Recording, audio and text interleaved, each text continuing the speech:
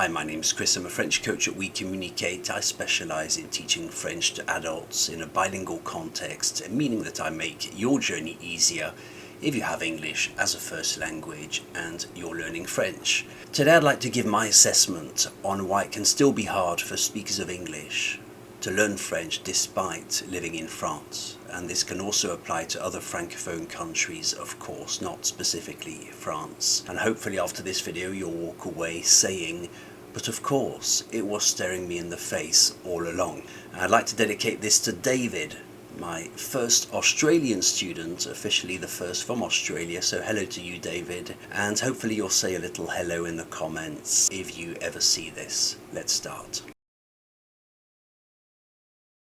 Okay, so you live in France or a francophone country, and despite living there, you still find it hard to learn French, and being in the country doesn't seem to help. My solution, step one, is know thyself. Because if you're a native speaker of English, you've been shaped by the English-speaking world. And this matters quite a lot, because you've been shaped by a certain educational tradition, you've been shaped by a certain communication style, you've been shaped by a number of unconscious, subconscious assumptions about how language works, and that we can all trace back to English. And this affects everything. And more than just the language, it's the way you solve problems, it's the way you ask questions, even the way you listen. We don't listen to English the same way we listen to French. English and French don't just use different words, they use different thinking patterns. I'm a perfect bilingual of English and French. I don't think in French as I think in English. I don't solve problems the same way. It's hard to explain, but when you're a bilingual, it's different thinking patterns. So here, of course, unfortunately, you sort of have to believe me unless you're a bilingual yourself. Other bilinguals will vouch for this, hopefully in the comments, but things you can check for yourself, for example, are the fact that English relies a lot more on intonation to express emotion or to clarify meaning. I always say English is not really about what you say, but it's how you say it. So you use intonation, you mix a lot more of your feelings about how you feel about the message when you convey the message. English relies a lot more on rhythm and stress than French does, which is a lot more content-based. So you don't express that emotion as part of the meaning of your message. So all this to say that you're not starting from zero when you learn French. You're starting from English. That's your starting point. And it can't be overstated. It's really, really very important. And if your French teacher doesn't know this or doesn't understand this, well, you will learn less effectively. And speaking of language schools and of French teachers, I'd like to talk about them some more, because it's important to understand the invisible obstacles. Because to most people, it seems quite straightforward. You know, you want to learn French, you go to a class. It's a straightforward solution, problem solved. But the fact is, not really. Because under the surface, most schools are riddled with unseen problems. And I know, I've worked for a sufficient number of schools to know. Problems include poorly paid teachers. You might know that very few French teachers are employed by the school. They're usually contractors. And it doesn't even matter how famous the school is. This problem is universal. Teachers aren't happy, teachers don't have enough hours, they're not paid very well. So you have to know this. Another problem is the generic programs. They're designed to please sort of everyone, and they help specifically a lot less people. Because when you go to a French class, well, obviously they have to do a program that pleases a majority.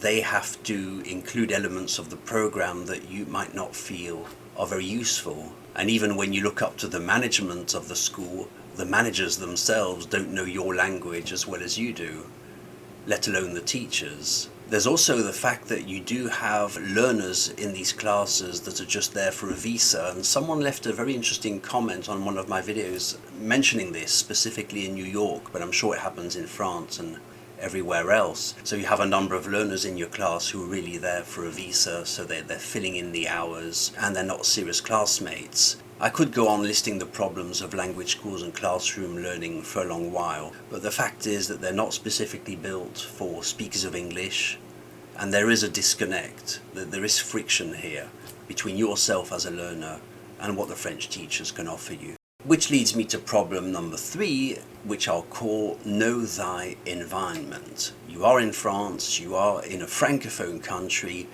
and we should address the problem of what I call the social aquarium. As a learner, you've spent decades swimming in an English-speaking aquarium.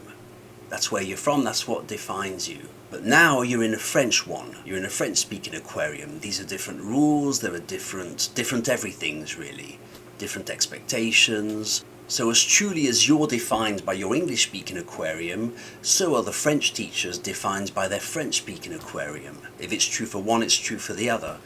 So your French teacher, likely, unless they've travelled a bit, and it depends how much, but likely, and especially in France, they've only ever swum in the French aquarium. Makes sense, doesn't it? And they teach French from within this social aquarium.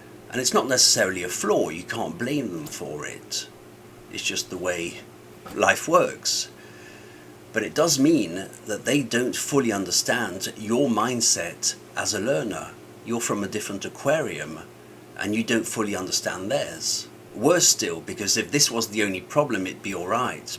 Very often, most often, the French teachers don't have an understanding, they don't have an awareness of their own social aquarium. Obviously, they're still wet from their own social aquarium. They've lived there all their lives.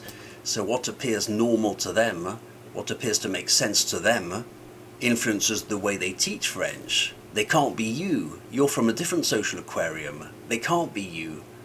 They do things, how things are done, in their own country, in their own social aquarium.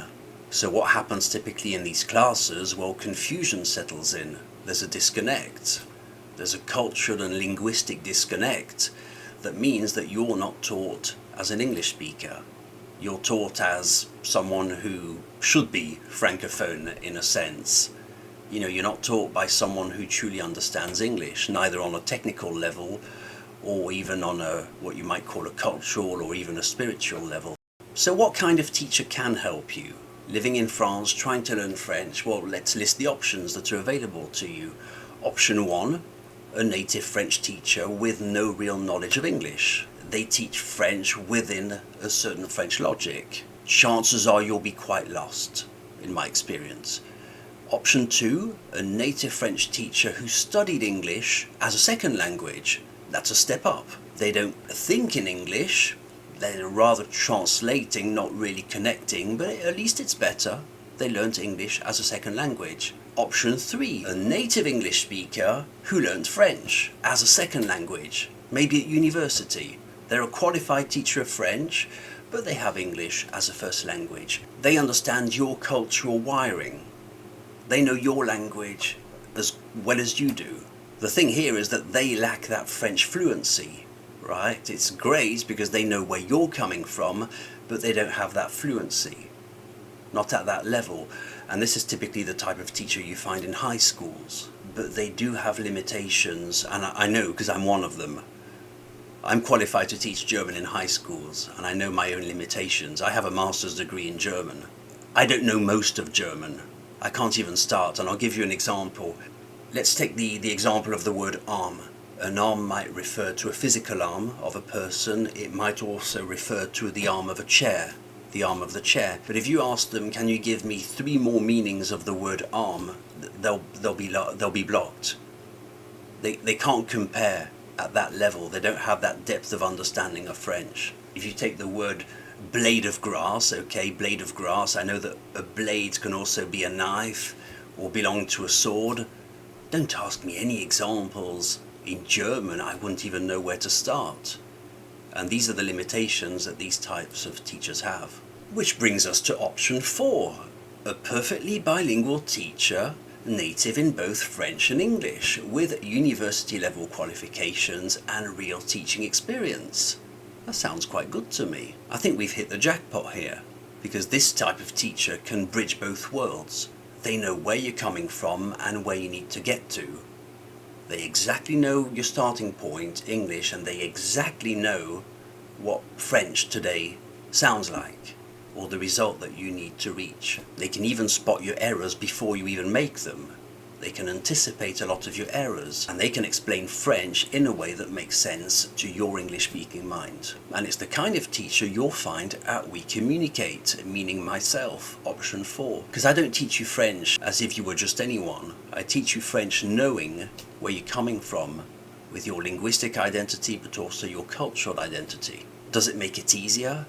Frankly, I can't even begin to explain. And that's what's hard about it. Trying to put into words the ability of being able to read someone.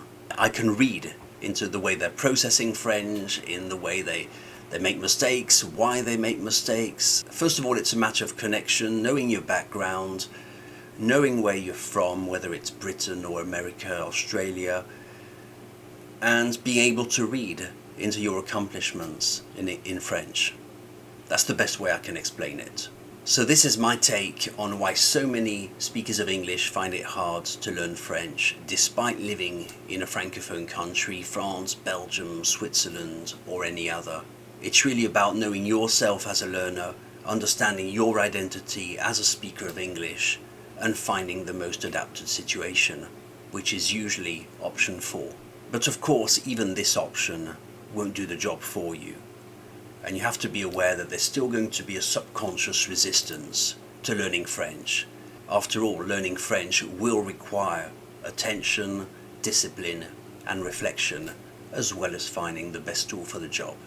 I hope this little insight was useful and helped you reflect on your own identity as a learner of French, despite living in a francophone country and not finding French any easier.